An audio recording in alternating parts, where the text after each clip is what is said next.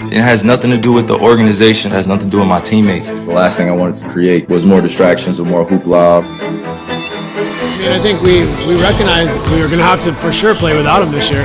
We still have myself and Kevin to lead and guys that need to step up. What is being mad going to do? We still get to do what we love to do every day.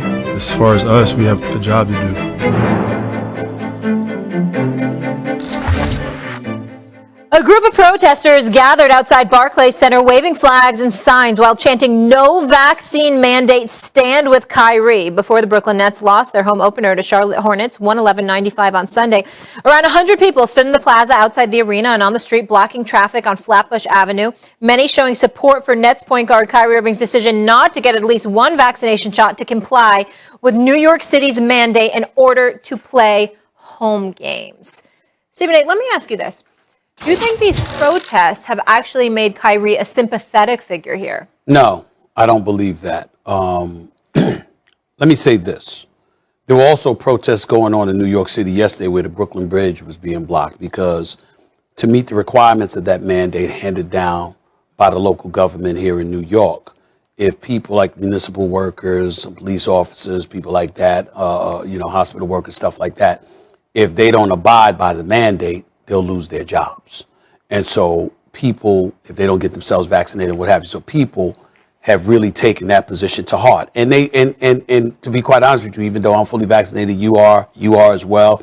You know, there are people that bring concerns, and it's not just black folks, it's white folks, it's Hispanic folks. There are millions upon millions of people in this country that really have a big time problem with the government saying get vaccinated or else, because you're mandating that they trust an entity they don't believe warrants their trust and what have you. So we understand that to some degree, the trepidation, the skepticism about things and what have you. But to me, that doesn't transfer to Kyrie because they're worried about losing their jobs and their livelihood. Kyrie is on social media telling you money ain't no issue. Don't worry about that with me. You know, he's pocketed over $200 million in his career. He's got $35 million on the table. He can take half the season off and still end up with about 17 or 18 million this year. He's good. And so at the end of the day, they weren't making the argument to make him a sympathetic figure. They were using Kyrie's name to bring attention to their cause and what they're really fighting over, because obviously their lives are going to be profoundly affected in ways that Kyrie's is not. When it comes to basketball, here's the bottom line. We look at the Brooklyn Nets. We look at them thus far. We look at the way that James Harden is struggling. And I'm not to say that's going to stay the case because I believe in James Harden, but clearly they need Kyrie Irving. And when you anticipate what LA is going to do, when you anticipate what the Golden State Warriors are going to do, when you see the Milwaukee Bucks and the Miami Heat on the come up, Milwaukee Bucks the champion, Miami on the come up, it is clear that the Brooklyn Nets need Kyrie Irving. And if Kyrie elects not to come back, he may very well cost them the championship. So in that regard, I think the combination of everything that I just highlighted doesn't equate to him being a sympathetic figure in this. You know, I'll just leave it on the basketball court for the most part. Yeah. They certainly would use him. I mean, they need him because he's an important figure and a part of what they do. Can James Harden and KD move the needle enough to get past the teams that you talk about? I think so, because it's still early in the stages. Right. We 3 games in. Right. We're having this conversation about what the Nets are 3 games in. We all know if Kyrie was on the floor with them, they're a stronger basketball team, no question about it. Right. Now, whether or not they can go down all the way and get to the championship and win it all, we got to wait to see that. But they're certainly a better basketball team with Kyrie. Right. Because when you have a guy like James Harden who's struggling, now you got another guy you could go to. If KD starts to struggle, now you got James Harden and Kyrie to go to. Right. You got 2 of the 3. But when you only got 1 of the 3 that's performing well, Are they beating Milwaukee without Kyrie? Listen, That's the question for me. Jalen doesn't believe so, and right now Jalen's looking very prophetic because Milwaukee, with the exception of their blowout loss to Miami, has looked very, very strong. Miami's on the come up. We can't ignore them, and I get all of that. But I want to transition, not for debate purposes, but I'm going to transition, and not just to Keyshawn, to you too as well, Molly, because I'm really interested in hearing y'all perspective on this.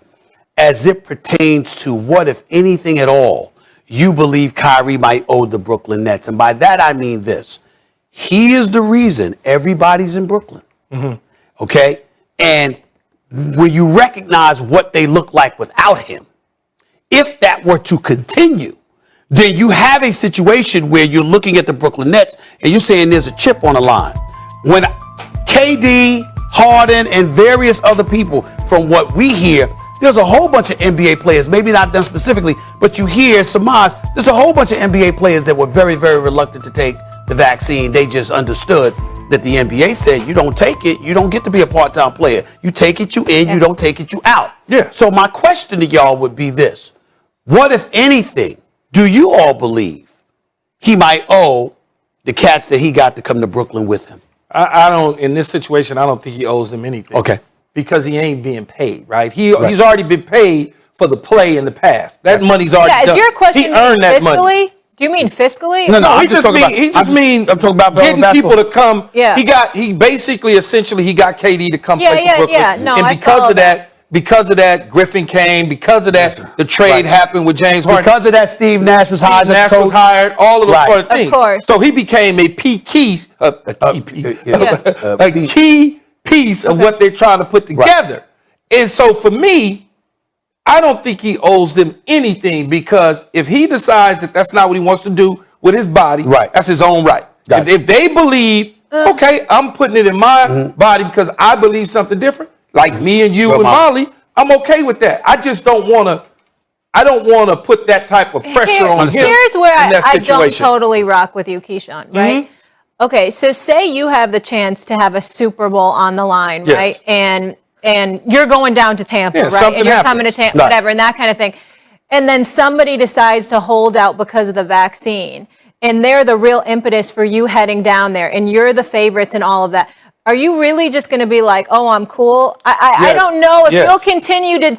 You might forgive them, right? But I don't know. Are you going to deal with them the same way? Are you going to have the same type of relationship once they've broken I may not have the same. trust? I may not see. That wasn't the question, though. Right. I may not have the same type of relationship. That's where my mind goes. I may not have the same type of relationship, but I certainly understand his beliefs. If that's what he, but I can't challenge somebody's beliefs, Stephen A. If that's what you believe, then I can't do it. That's where I would be. I respect it. I get it. I respect how your religion, all of that. But I don't know if I would deal with you on the same level. Kyrie's godfather is Rod Strickland.